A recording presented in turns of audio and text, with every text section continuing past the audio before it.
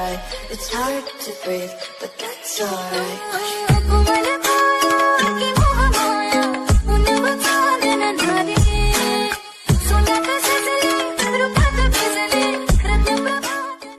Yeah, boy.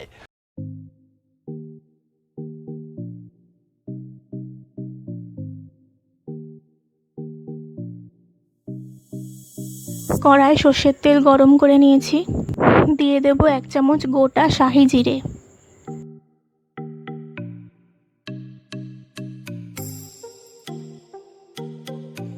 গোটা জিরেটা কিছুক্ষণ নাড়াচাড়া করে নিয়ে দিয়ে দেব 2টো গোটা তেজপাতা। গোটা মশলাগুলো কিছুক্ষণ তেলে নাড়াচাড়া করে ভেজে নেব। এবার দিয়ে দেব 1 চামচ ধনে গুঁড়ো, হাফ চামচ জিরে গুঁড়ো,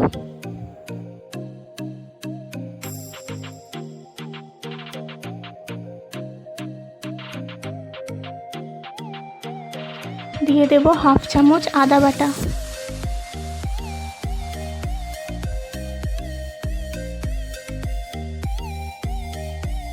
আদা বাটাটা অন্য মশলাগুলোর সঙ্গে ভালো করে মিশিয়ে নিয়ে হলুদ আর স্বাদ মতো নুন দিয়ে দেবো।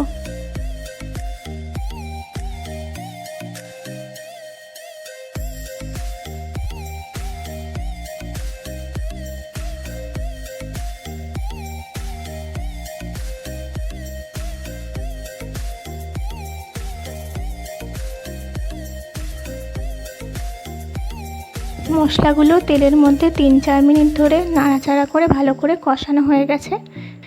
এবার আগে থাকতে ভেজে রাখা আলুর টুকরোগুলো এতে দিয়ে দেব।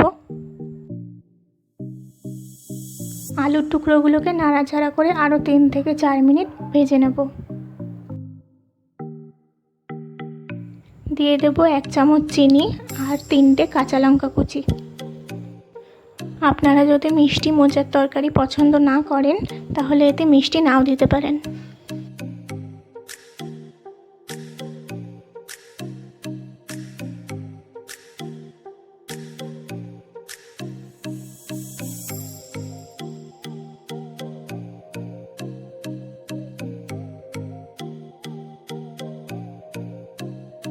আলুগুলো মশলার মধ্যে ভালো করে ভাজা হয়ে গেছে।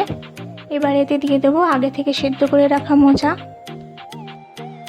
মোচাতে সামান্য পরিমাণ নুন হলুদ দিয়ে 30 মিনিট অবধি সেদ্ধ করে রেখেছিলাম।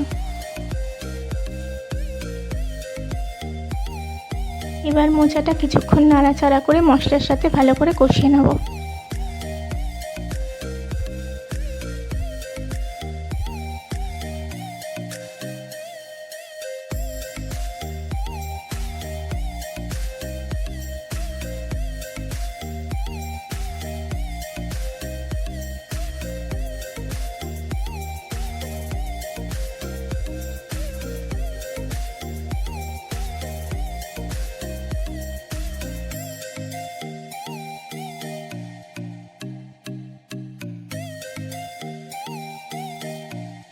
পাঁচ মিনিট ধরে এভাবেই নাড়াচাড়া করে মোচাটা ভালো করে কষিয়ে নিয়েছি।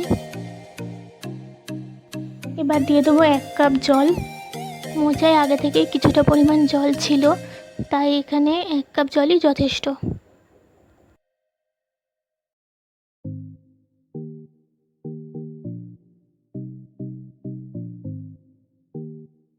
এবার এতে চাপা দিয়ে আরও 20 থেকে 30 মিনিট রান্না করে নেব, যতক্ষণ না মোচাটা সেদ্ধ হয়। মোচাটা সেদ্ধ হতে 20 মিনিট মতো সময় লেগেছে। দেখতেই পাচ্ছেন জলটা একদম শুকিয়ে গেছে আর মোচাটাও সেদ্ধ হয়ে গেছে। এবার এতে আগে থাকতে ভেজে রাখা 10-12টা বাদাম ছড়িয়ে দেবো। এবার দিয়ে দেবো 1 চামচ গরম মশলা গুঁড়ো,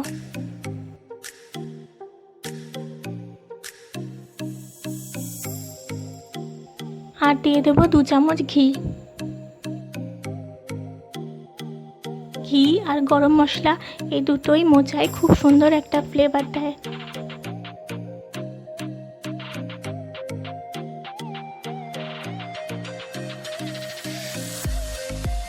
ঘি আর গরম মশলাটা মোচার সাথে ভালো করে মিশিয়ে দেবো।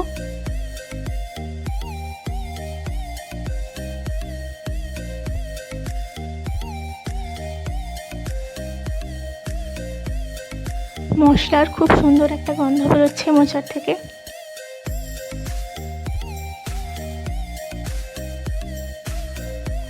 তৈরি হয়ে গেছে আমার মায়ের থেকে শেখা বাংলাদেশি মোচার ঘন্ট। দারুণ স্বাদের এই রেসিপিটা আপনারাও ট্রাই করে দেখুন আর আমাকে জানান কেমন লাগলো। Nice.